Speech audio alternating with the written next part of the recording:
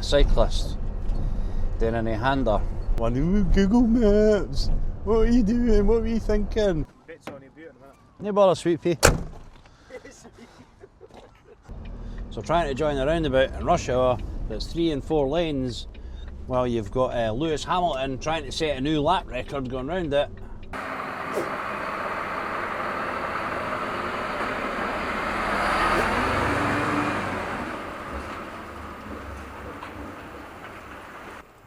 Morning, sweet pea. Welcome back. Or just welcome if you've never saw me before. My name's Jay, and today I'm a class 2 truck driver. My wee babby truck. She's 10.5 metres long, 6.5 metre wheelbase. But some would call that just a big van. Right, the first order of the day is fill out our little book.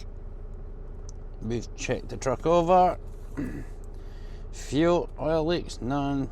Battery is good. Tyres are good. Spray suppression is good. Steering is fine.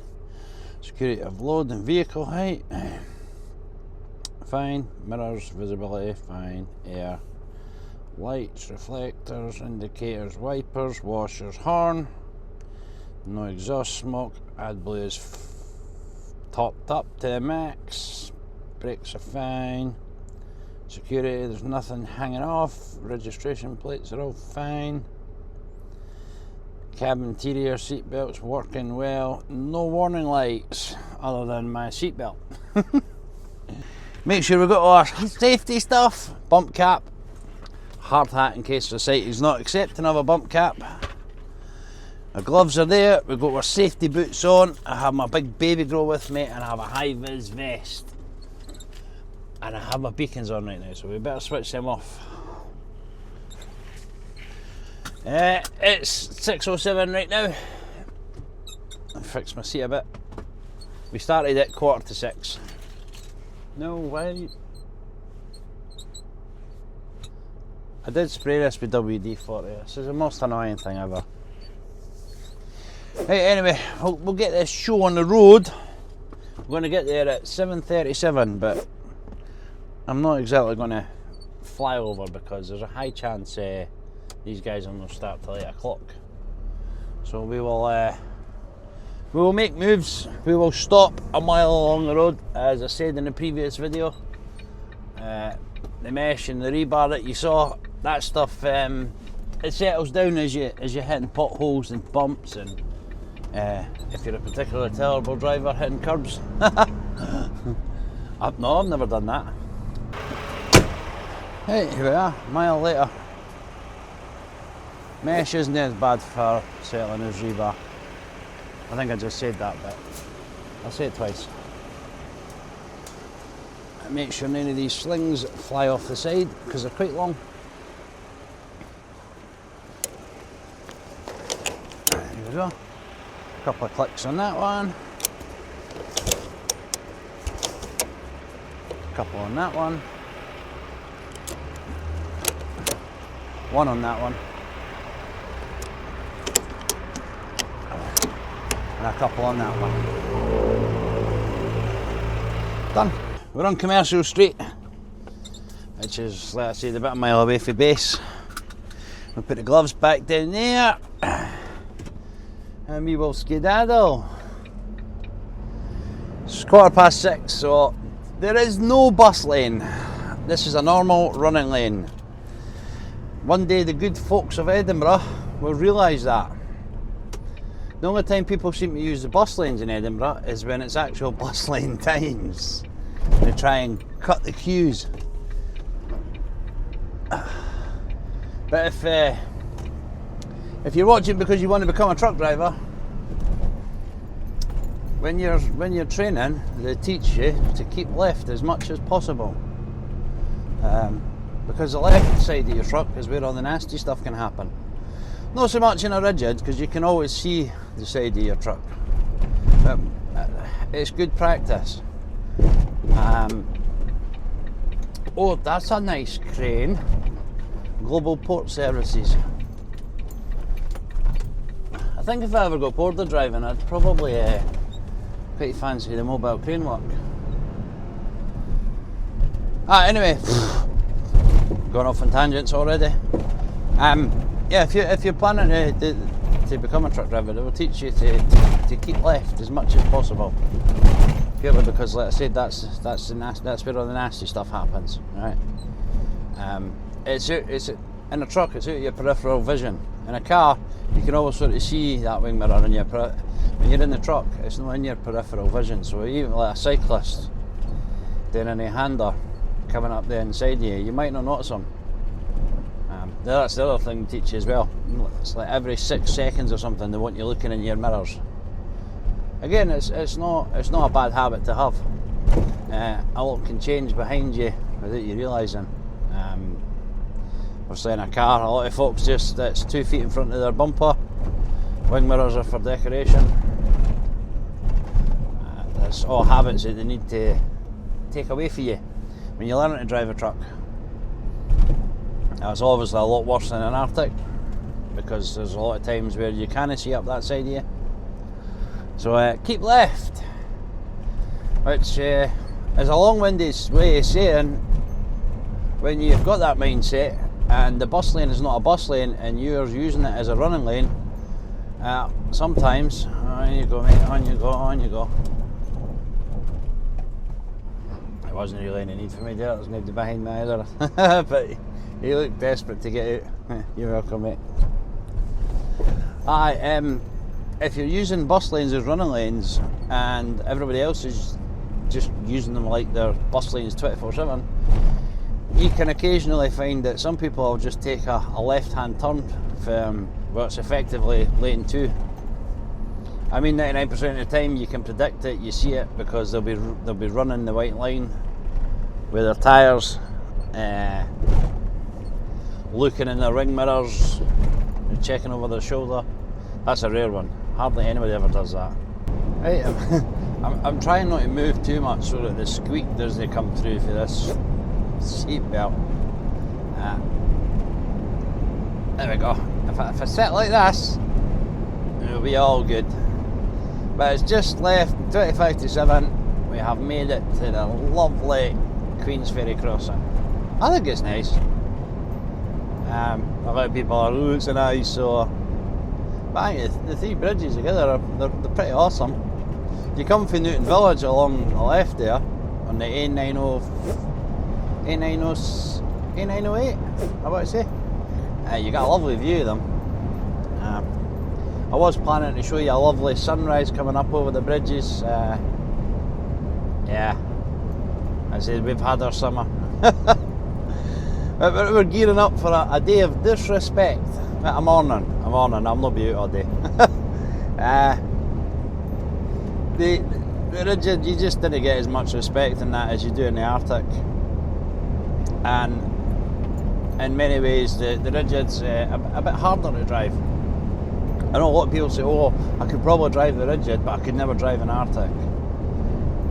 And a lot of that boils down to people only associate Arctic driving with going backwards.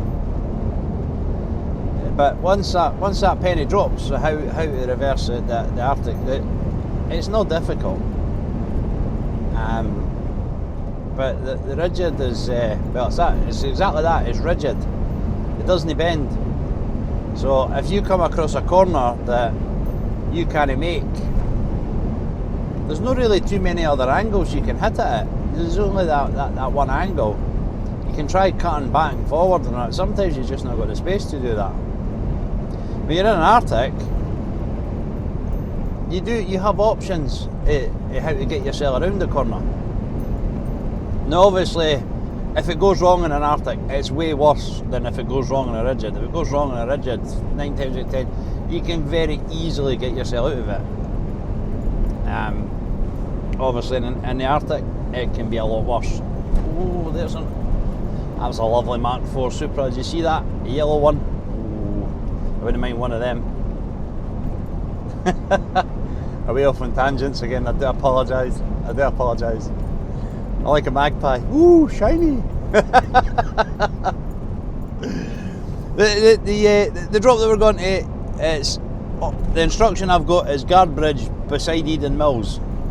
Doesn't say which side. The last time I was in Guardbridge, there was a lot of roadworks right outside Edinburgh. So I think I might have a rough idea. I think it's on the north side of Edinburgh, because I seem to recall I've been into a building site there, but that was a couple of years ago at least. So maybe they're still building in there. Obviously, sometimes it takes a few years to build things, and I'll do like a delivery, and then I'll go back years later, and they're still building it. I'm curious why I never got any more deliveries for that. I was watching what this lad was up to on my left hand side there. He's coming off the slip road, I think. Anyway, we will crack on to St Andrews. Hopefully the sun burns off the cloud here and we get a lovely day, because it turned out to be a really nice night last night, and I kind of hoped that it would continue on into today, but it's looking like we could end up getting a bit soggy, to be honest. I do have my waterproof jacket with me though, so that lessens the chances of it actually raining, because it only seems to rain when I forgot to pick up my waterproof jacket. Right, we're on the A92. We're coming up to the Bankhead roundabout, and this has got the best roundabout sign, in my opinion. And I don't understand why it's not as standard for all roundabouts, right? So my twat nav says 4th exit A92. This splits for 2 into 4 lanes, 3 lanes, sorry. There it is there, right? I can tell just looking at that sign it's a left-hand lane that splits into 2. And then they've done that one, and that's crap, right? Because you don't know which lane. Because sometimes it's the left lane, sometimes it's the right lane.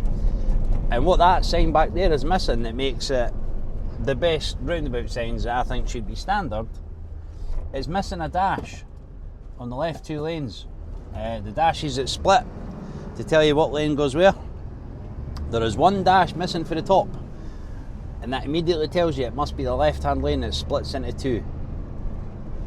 If I had never been on this roundabout before, never saw it, been lazy, never bothered researching my route or checking anything, and that was just a standard roundabout sign, I would be like, which is it, the right lane that splits into 2, the left lane? Wouldn't be sure. But with that one, you're guaranteed to know right away. And I just think it's the simplistic genius it. I know, boring, right? Really boring. But I spend my day looking at signs and trying to figure out what goes where, and that's 90% of your day as a truck driver. Like I said before, you get taught keep left as much as possible. So if you come up to a multi-lane roundabout that has multiple exits onto the same road that you want to be in the leftmost lane for that roundabout. If they'd done that, you would be able to figure it out right away. And I know it's simple. It's a simple enough thing. If you come up to the roundabout and you find out, oh, I'm in the wrong lane, you just indicate change lanes. In theory. What actually happens is, say it was actually the right lane and I wanted, so I'm in the left lane and I go, oh no, it's the right lane that changes into 2 lanes. I want to be in the right lane. You put your indicator on and everybody behind you goes, oh, I'll just nip in front of this truck before he pulls in. Everybody thinks that. Everybody wants to be in front of the truck. And I get it, I'm not complaining about that, that's fine.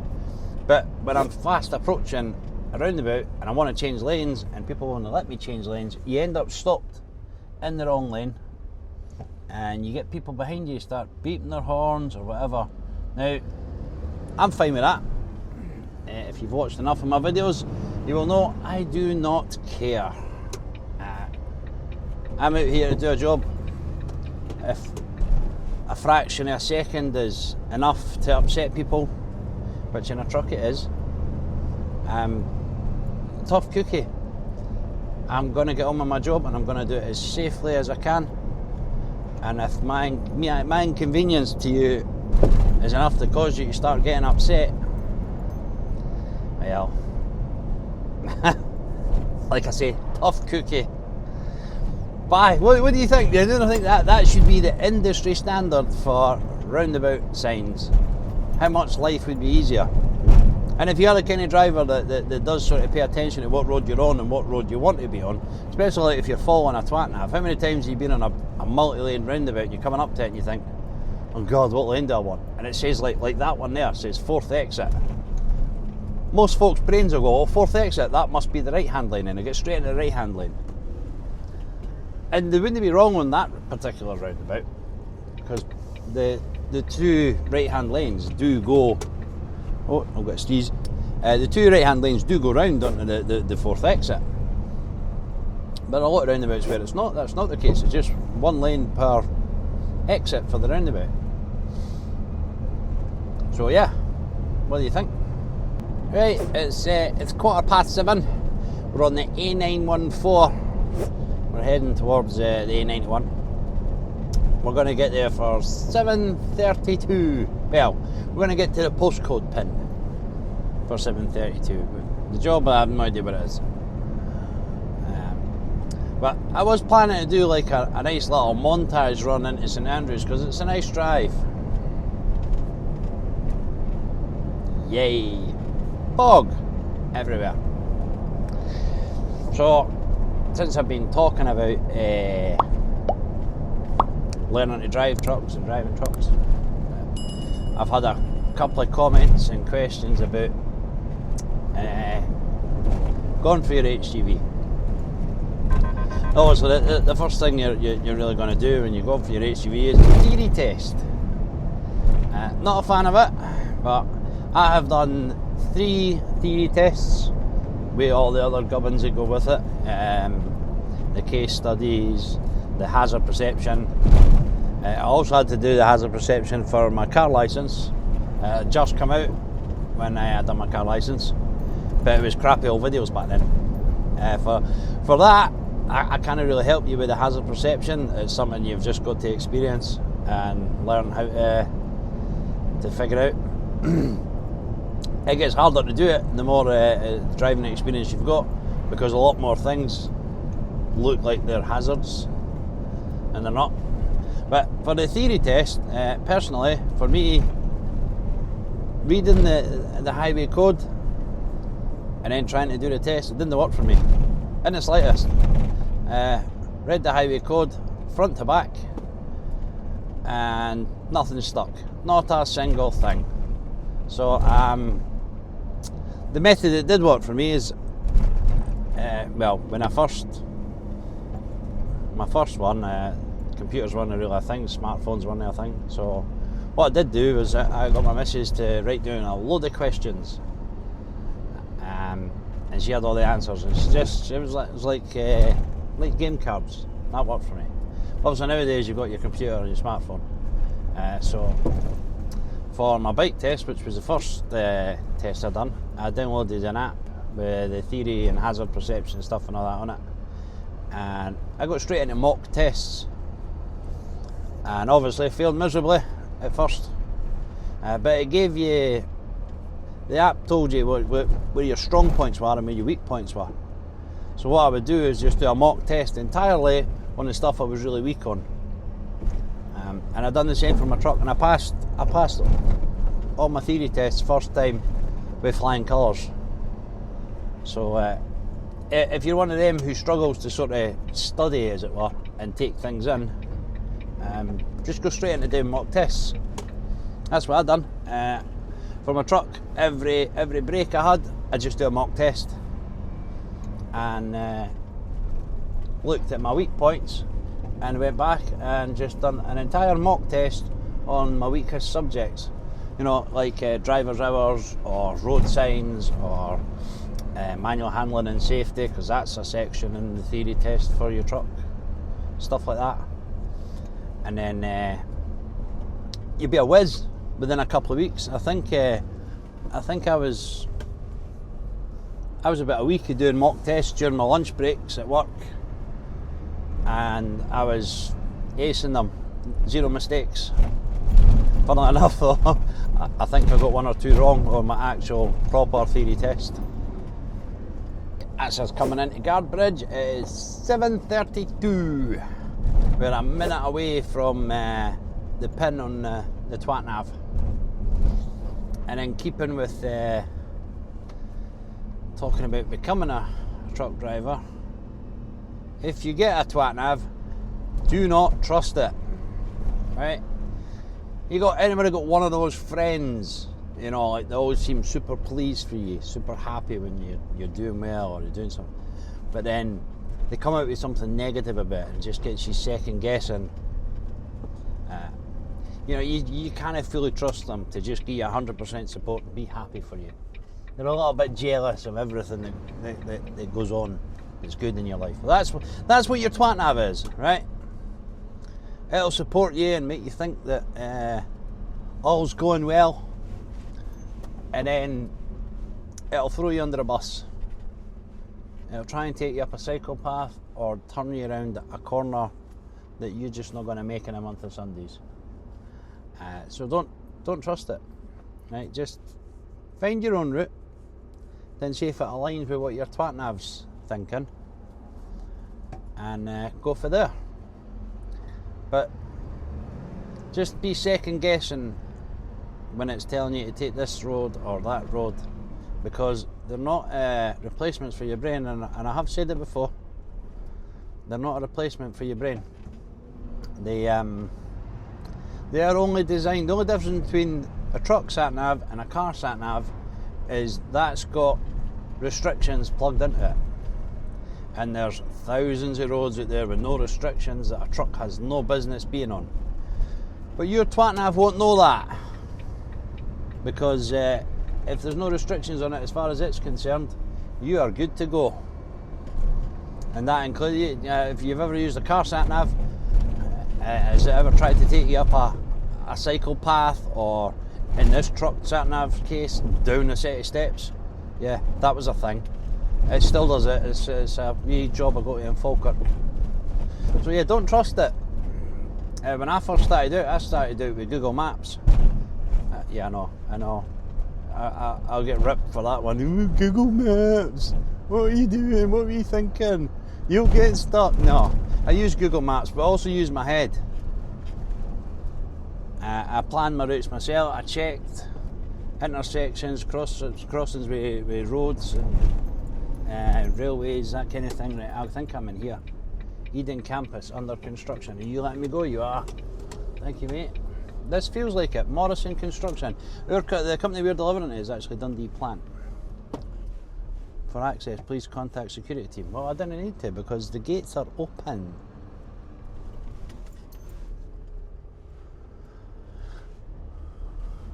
No access for pedestrians. Right. I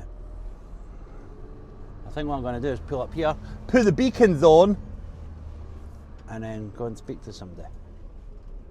We will continue our conversation shortly. Right, we got in. Let's see Edinburgh's distillery there on the left. I actually delivered to that years ago when they were building it. I was just asking that because I couldn't see through the building. And I asked them if there was new stuff here, and they said, Edinburgh's gins here. But this must be a wee addition to their building. So we'll just sit here. We'll get our ratchet straps off and get ready to get tipped. I'd imagine it's probably going to be that telehandler, because I don't see any particularly big machines. But I did guess right. I did see this construction signs when I passed here the last time I was out this way. So better be lucky than good, folks. Put my car keys up there actually. No bother, sweet pea.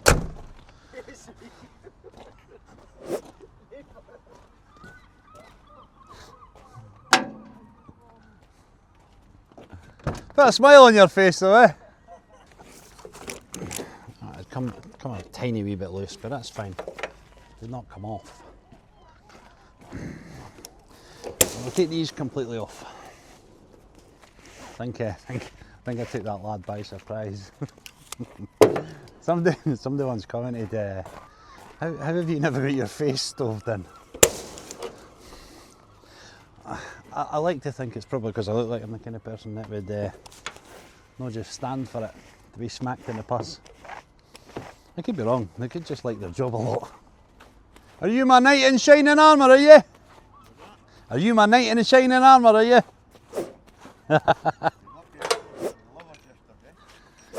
Yesterday's good enough for me, buddy. That's when I turn up and they go, nah, not till tomorrow. It's a handball. Swatch my edge protection.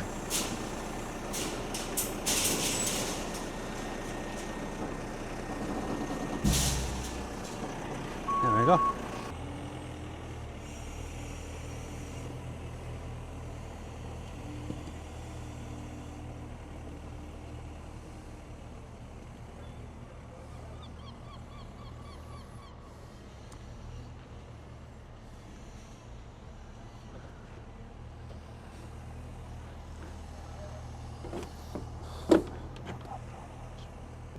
There we go. Grab you for there. Come with. And then I'll show you how I tie up the loose ends on a ratchet strap. Because you get a crappy wee 5-minute explanatory how binders work, chain binders, ratchet straps and cage bars. But it explains to you what to do with the end of your ratchet strap, the tail. There is a couple of ways of doing this, but this is the way I do it, mostly because my ratchet is usually in between the things of the mesh.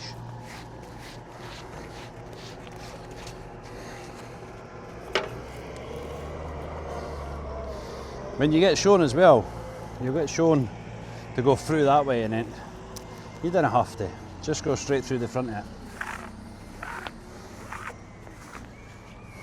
All the way up. There is another way of doing this. I never use it. I can't use it because the ratchets, if they come a bit loose, it would just fall off.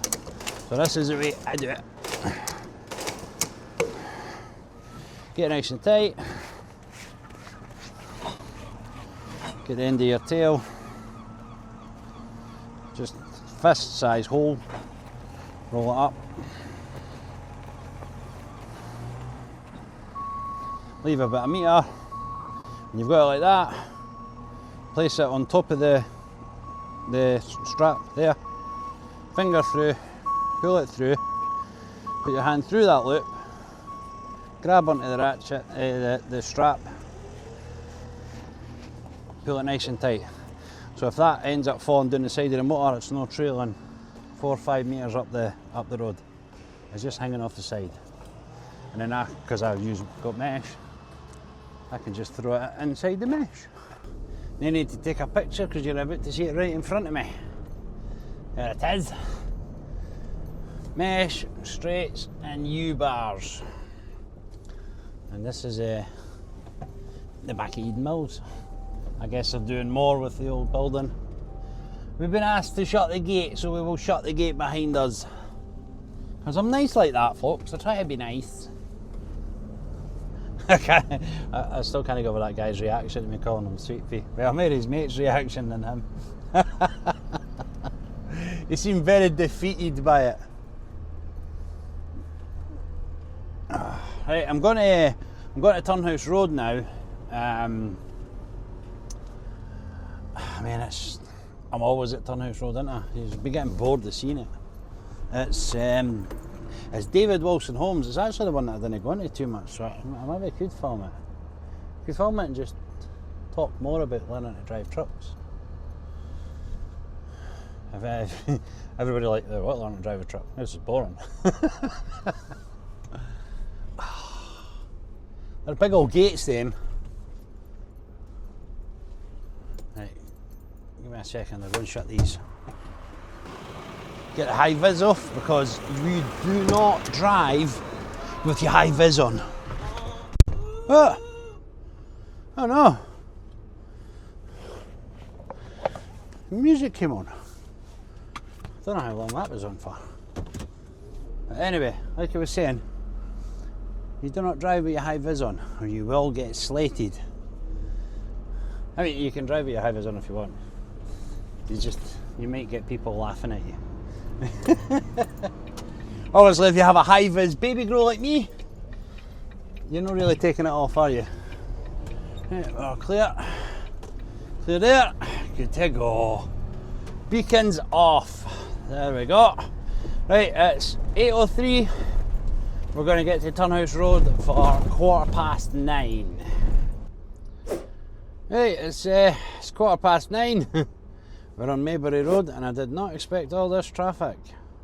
Crammon Brig was empty.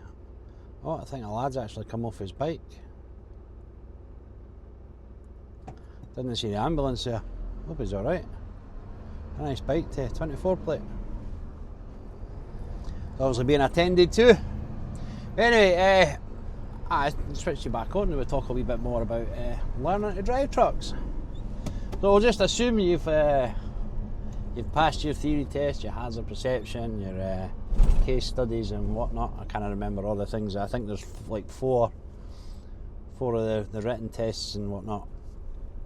I think one of them's a show me, tell me, which you do on a day of your test. Well, it was when I done it. Tips for while you're learning to drive. Everything happens slower in a truck. Accelerating, cornering and braking, they all happen a lot slower in a truck. So going for your car into a big truck, especially if you go for your class 1, and if you're not, if you're just going to be a class 2 driver, I still recommend that you would go get your class 1, because eventually you will want to step up into the Arctic. Me personally, I've done 4 years in the rigid and then I got into the Arctic, and I was a lot more comfortable in the Arctic when I did eventually get into it than if I just went straight into the Arctic. But I think if I'd went straight into the Arctic, I'd have probably had a heart attack. Going to the places I go to. Now it's kind of water off a duck's back, I'm used to it. I know some people find it scary when they're watching it and all that, but it's not that bad. I'm very relaxed in doing this, so a couple of things that'll kill your test very quickly. Kissing curbs. Now, if you've watched any amount of my videos, I talk about it all the time when I'm cornering that. So, kiss the curb. You can't do that on your test. That is an instant fail. Touching curbs is a big no-no. I was told if you're really lucky, you may get a minor for it, and it all depends on if you are looking at the exact point that you touch that curb. I was also told that if you tell the examiner that you're planning to touch that curb, you may get away with it. So, in my eyes, just don't do it. The mantra that I kind of use, and again I've used it in a few videos, is better to have the space and not need it than to need the space and not have it. When you first go out in your trucks, you're going to feel a bit silly, hogging lanes and whatnot, and you're going to get people beeping at you and what's he doing? Ignore it. You're going to get that hell of a lot once you're actually out on the road on your own. People beeping at you, questioning your motives, whatever. Ignore it. You're paid by the hour, or maybe you might be on salary, but either way, you're paid to be out there doing it. Don't let other people get under your skin. And there will be a lot of people testing you, trying to get under your skin. At the end of the day, everybody's just gone about trying to get about their day. Most people that are in their cars are probably thinking about what they're going to have for dinner, or what they had for breakfast, or what their kids are up to. They're not thinking about driving. Driving's an automatic thing for them. It's very basic to them. For us, it's quite the mental challenge. Driving's obviously not a physically demanding job, but it's extremely mentally tiring, especially like inner city, stuff like that. So just try and bear that in mind. But they're not purposely going out their way to ruin you. They're just trying to go about their day. They're not thinking about you. So don't let it get to you. Don't take it personally. And another thing that will end your test very quickly is like joining roads and whatnot. The basic premise of it is if you make another vehicle change direction or change speed, that will be the end of your test. So pulling out onto roundabouts, junctions, slip roads, that kind of stuff. Make sure you have the space and the time to do it that nobody's going to have to change direction or slow down, basically, because let's say that will be the end of your test. Once you're out on the road in the real world, you're going to be doing it all the time. You will constantly have people slowing down while you try and join the roundabout. Like I said, everything happens a lot slower in a truck. So trying to join the roundabout in rush hour that's 3 and 4 lanes while you've got Lewis Hamilton trying to set a new lap record going round it, it's going to happen a lot. But better to get a minor for a hesitation than to fail your test completely because you pulled out and somebody was coming round the roundabout a bit too quick. Now there is an element of luck to it. I heard a few guys who were out in their test in rush hour and they were blind to the roundabout. They pulled out and somebody came flying round. Let's say doing their best Lewis Hamilton and failed their test for it. Is it fair? No. Is there a lot you can do about it? No. Go back and set the test again. Oh, it's a little bit busy down here. I believe Craig's Road is closed. Right, we're just... No, we're not going to steal a bit of curb. I was going to go up on the curb there, but I'm not going to bother. Because Mr. Qashqai, I believe that's a Qashqai, has realised this is just the queue. But for general driving tips, like I said, just take it easy, relax. You probably be doing it in a mid-sized rigid if you're doing the rigid. If you're doing an Arctic, there is some schools that use smaller trailers. I really didn't see the point in that. And another thing as well, and I see this quite a lot for new drivers who just passed their test and they're out on the road and they whinge like mad about how the reverse test was stupid because it doesn't teach you how to reverse. It's not supposed to teach you how to reverse onto a bay. The reverse test that you do, there's no bays in the world where that's the manoeuvre you will do. It's designed to teach you how the unit and the trailer react together. So just take it as such. Learn how your trailer reacts to your unit. If you go out in an Arctic, you pass your test, and you work for a company, whatever, and you find yourself, especially if like you're tramping, practice reversing on industrial estates or wherever you can. Just practice. That's why I done it. I was fortunate enough that I'd done it in my own yard before I even started learning to drive trucks. I always had an interest in them, and that was exactly how I learned to reverse a truck. But again, it's one of those things that became a muscle memory, reversing in my yard. So when I was out in the real world, I didn't have all the familiar points to start turning or anything. So although I had all the basics of it, I was still very rough when I first went out with the Arctic. Right, we're in here on the left. David Wilson Homes. They're not getting a lot, it's just accessories. I'm hoping I can see my lads, grab them and just throw this stuff off. Oh, a wee Nissan Duke, I think you thought I was just misindicating or something. I almost come up the side of me there. I'll get the beacons on. That's the other thing as well when you're learning to drive. Once you're out on the road, you're going to start learning driver intuition. People's shenanigans, the things they get up to, and the things that they think that you're going to get up to that you're not. There's wee telltale signs. When you're driving, you watch people coming up alongside you or whatever. You see them looking in their wing mirrors. Are these gates going to open? How much closer do you want me to be?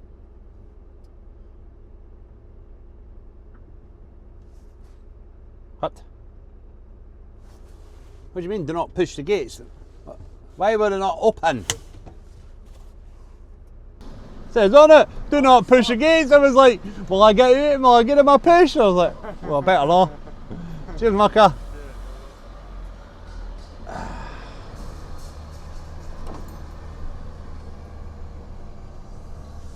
Oh, we've got another Arctic coming in here as well. Right, there's their mesh. So where can I go? Where can I go? I want to kind of be out of the way of this Arctic because oh no, he's going to come in and get tipped. So he's probably going to go in there as well. I wonder if there's another.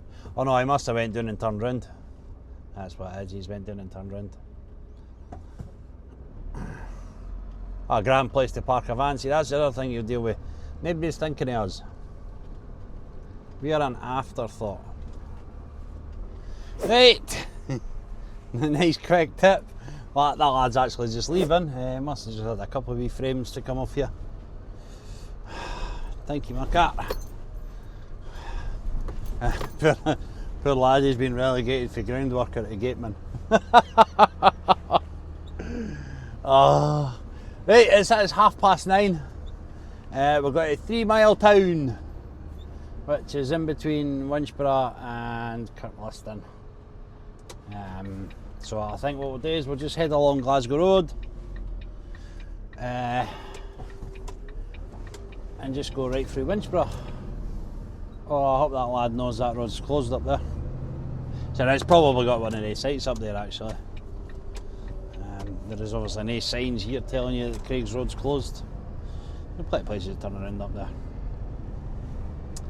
But anyway, I'm trying to think driving tips. When I first started learning driving, what was my biggest problem? Clipping curbs. That was a big problem when I first started, because you've got that car driver's mentality. You're constantly cutting corners far too quickly. So take the space. If you don't need it, you don't need it. You look a little bit silly. You look way more silly if you mount a curb or clip a car or something like that. So yeah, the lesser of two evils. Take the space, look a little bit stupid, and get on with your day. And what else? What else does? No, it's not particular to when you're learning to drive, but while you're learning to drive, look up tachograph videos. When you go to learn to drive, nobody tells you about your tachograph. They don't teach you how to use it. There's plenty of videos on YouTube, I'm not going to go into it, but when I learned to drive, it wasn't too much a big deal. You just popped your car down, pressed OK a few times, got on with your day. Now, it's legal requirement that your tachograph needs to know every single waking moment of your day how it was. So get used to doing manual entries.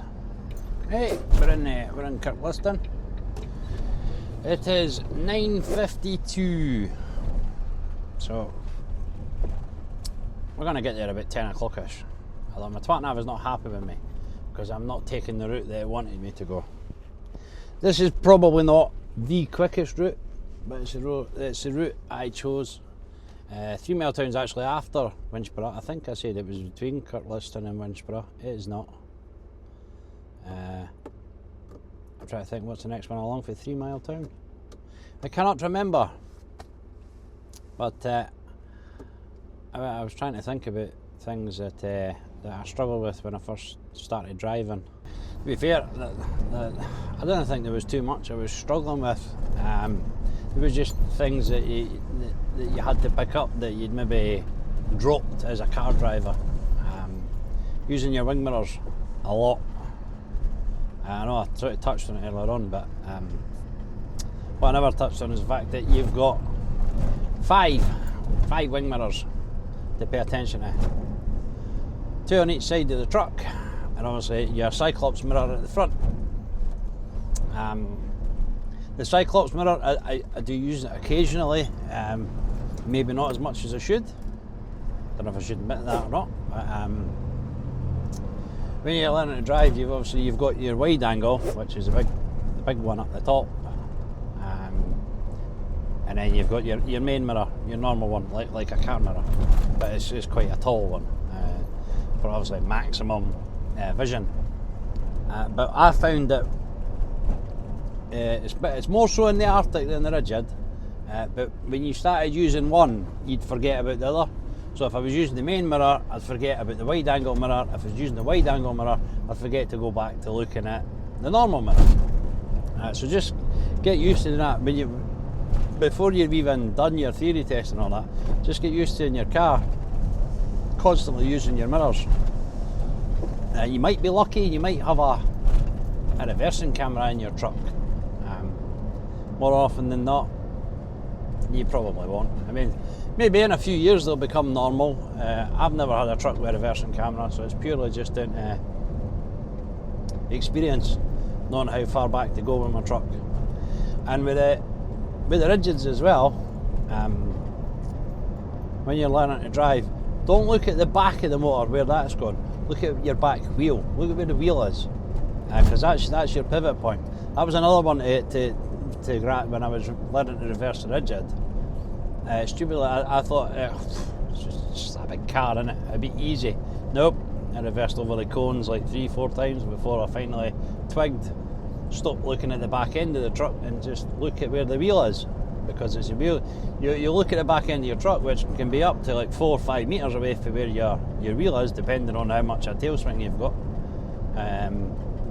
So look at the wheel, the back wheel, not the back end, because that can be quite a distance apart. And obviously, if you've got a 4 metre distance between the back end of your truck and the middle of your back axle, then when you sharp turn, your tail's going to cut in really fast. And it's the same when you're at junctions and whatnot. There's one that they take you to sort of catch you out with that. Not catch you out, but get you to realise that your tail swing's a thing, and it's back there before you turn into Curtliston. There's a right hand turn lane, and then the left hand lane goes straight over towards Uphall and Broxburn, and they take you to that and get you to sit properly in your lane. So when you're turning right, you sort of need to be aware. Cars, it's not so bad, they'll be fine, but I wonder if that road down there's open yet. That's got to be the new main road through Winchborough. Anyway, like I was saying about your tail swing, you have to watch if there's other trucks or buses going past you, because you will clip them. Obviously, when you're learning, they sort of emphasise that that's what you're there for and that's what you're watching for, just so you can see how much it cuts into the other lane as you turn hard right. That's the same when you turn hard left, obviously, but for us over there, it was a hard right.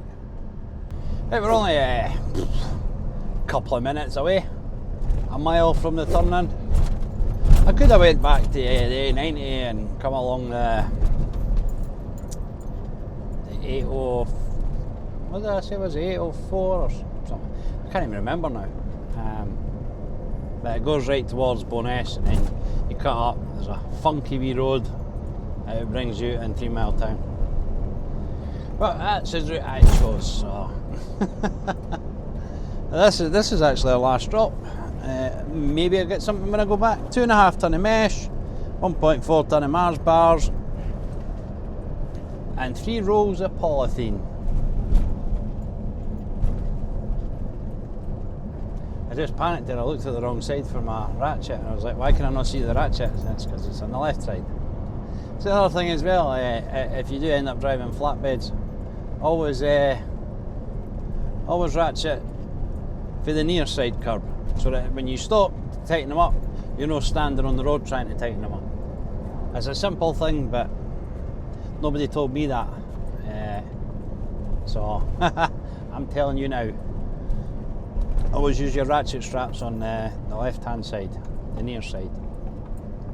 Keeps you safe. That's us in 3 Mile Town. 3 guesses why it's called 3 Mile Town? I don't actually know why it's called 3 Mile Town. I'm just hazarding, I guess. 3 miles from something, or 3 miles long, or... Canal Court. In the left. We get a beacons on. I see dirt on the road, that is a good sign. That means there's been construction vehicles coming in and out of here. Right. I see a van. Could this be it? Right, I'll go and speak to these lads though. They did laugh, they've got concrete there, so we might need to wait a minute. Right, I had to wait. I waited an hour for them to do that concrete. It happens, not a lot you can do about it. Concrete obviously has to come first, because otherwise it'll go off and then you can't use it. So it did ruin my train of thought, however. I know I was talking about learning to drive and all that. Passed. They kind of jumped on me quick as well. I didn't realise that the concrete was all done and dusted. They got me in nice and sharp.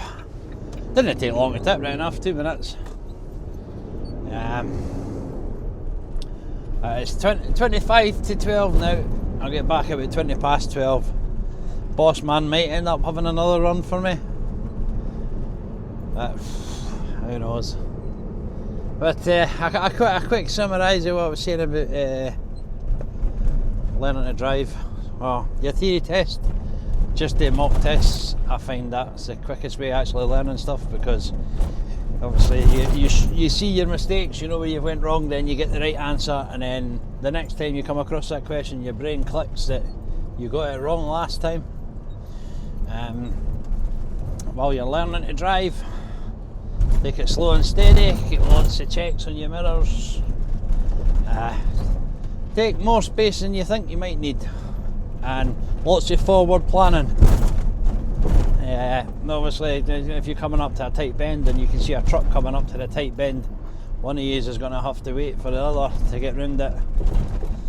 It's just silly wee things like that. But I mean, obviously they'll teach you this when you're in the vehicle, regardless of which one you go for, class 1 or 2. The principle is the same. Obviously they move differently. Believe it or not, the Arctics move a bit better than long wheelbase rigids. So this is a long wheelbase rigid.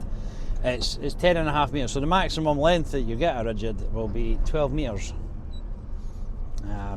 I did ask why they never just got a 12 metre rigid, but they said because we've got the Arctic, there wasn't much call for to have a rigid that long. It's fair enough, I accept that. But you might end up in a 12 metre long rigid if that's the route that you decide to go down. In which case, tail swing, I'll be starting to think about. And also, as well, with something that I never spoke about, with the long wheelbase rigids, when you're reversing, it's the front end that's swinging about wildly. Then you get too hung up on what's happening behind you that you forget about what's going on in front of you. That's a personal experience, one. I reversed over a tiny wee temporary picket fence outside a building site. It was the front end that I reversed over it with, not the back end. I was so thinking about the back end, got it into the gate, that I forgot that the front end's swinging about, and I drove straight over this wee picket fence. It was like a foot tall, a temporary thing, it was just to mark the edge of a pathway. So it wasn't the end of the world, but you know, I could have been unlucky. That could have been a car that I'd just driven straight into. So yeah, don't trust your twat nav. I mean, I preach that all the time on it has got me a bit unstuck, not trusting it and saying I've got to take my own route, and then there's been a reason why it didn't want me to go certain routes, but you have a little bit of trust in it, but not too much. To keep your wits about you a bit. And finally, you're not going to learn to drive while you're doing your lessons. You learn to drive once you're actually out on the road, in the real world. Getting your license is just, it gives you the basics. So good luck. Enjoy it. Don't get into it if it's just for money though. The amount of people I know that have got into this just purely for the money and they hate it. You will very quickly learn to hate it if you're only here for the money. There's some kind of passion for driving. As we spoke about, if you saw a few of my videos before and you're not subscribed, please consider it. It helps me a lot. If you'd like to support me, there'll be a buy me a coffee link where you can buy me a coffee. My video editing software is moderately expensive, so things like that, they help. If you don't want to do that, or you can't afford to do that, as most people can't these days, we're all just kind of surviving just now, aren't we? Not thriving. Just your likes, your comments, shares and subscription, they do help as well, because obviously it tells YouTube that this is a video that like-minded individuals might like, and it tries to show it to them as well. And then the rest is down to me to make it appealing enough that people want to click on it. So if you made it in the video, thank you very much. I do appreciate it, and I will catch you in the next one.